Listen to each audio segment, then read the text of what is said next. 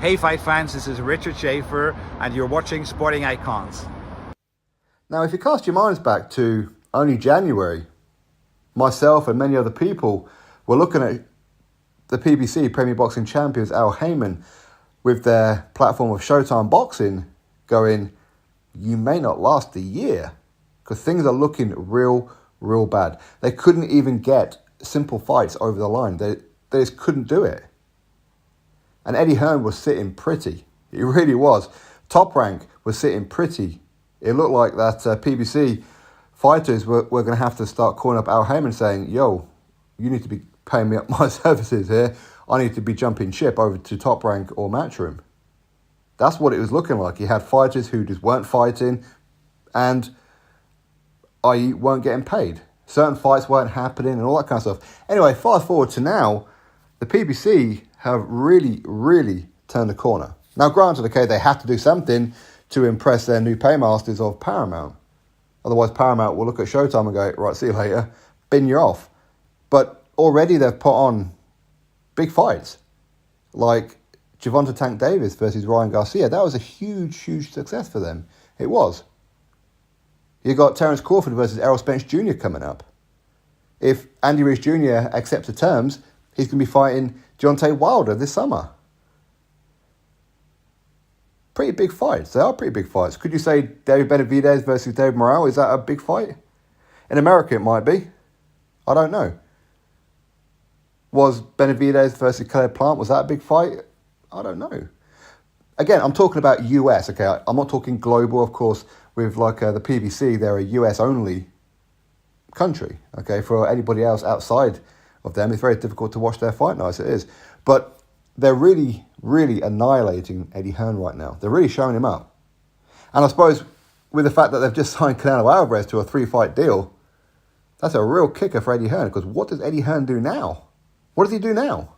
He's going to have to hope and pray against praise with all the gods that there may possibly exist that Anthony Joshua defeats Dillian Whyte and then goes and defeats Deontay Wilder. That's pretty much his lifeline, because his other one who he was trying to make it into a celebrity pay-per-view star, Conor Benn, there's a huge cloud over him still. So what is it that Eddie Hearn can do? I mean, Belanga? Okay. I mean, he may go on to do something, maybe. Regis Progress? Okay, maybe. But right now, he doesn't really have that huge star anymore, other than, say Anthony Joshua. But I said that all hinges on what happens with him against Dillian Whyte and then Deontay Wilder. It does. I mean, granted, I suppose one lifeline to Eddie Hearn is that, well, what is it that the PBC are going to do next year?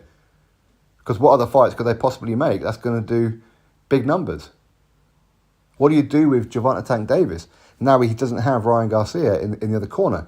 Garcia pulled in huge numbers himself. So who do you put Gervonta Davis in there with to continue that? It's very difficult, because they're not going to risk him against a Devin Haney or a Teofimo Lopez or anything like that. They're not going to do that, are they? Of course they're not. So what do you do with him? What do you do with the winner of Crawford Spence? A rematch? Well, again, that does depend on how the first fight goes. Do people want to see the rematch? Don't be surprised if they pull some kind of underhanded tricks, or somebody pulls some kind of underhanded tricks to make this fight a draw or controversial, so people want to see the rematch to try and get revenge and whatever else on either fighter. Don't be surprised. With Canelo Alvarez taking on Jermall Charlo. I mean, Jermall Charlo, he's been out of the ring for, 18 months, 2 years? So Canelo's going to get no credit for that one, but it's going to do good numbers. And then go into a David Benavidez fight, and then maybe whoever it may be. Who knows? Maybe if Errol Spence Jr. defeats Terence Crawford, maybe against him, or however.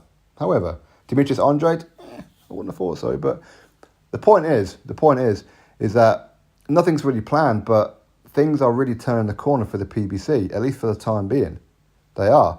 And I suppose what's worrying for Eddie Hearn is the fact that Canelo Alvarez is now left Matchroom DAZN.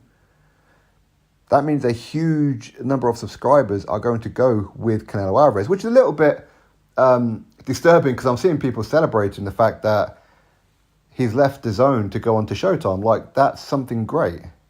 You do realise that rather than pay $20 or whatever, on DAZN, you're now going to have to pay 85, maybe 100.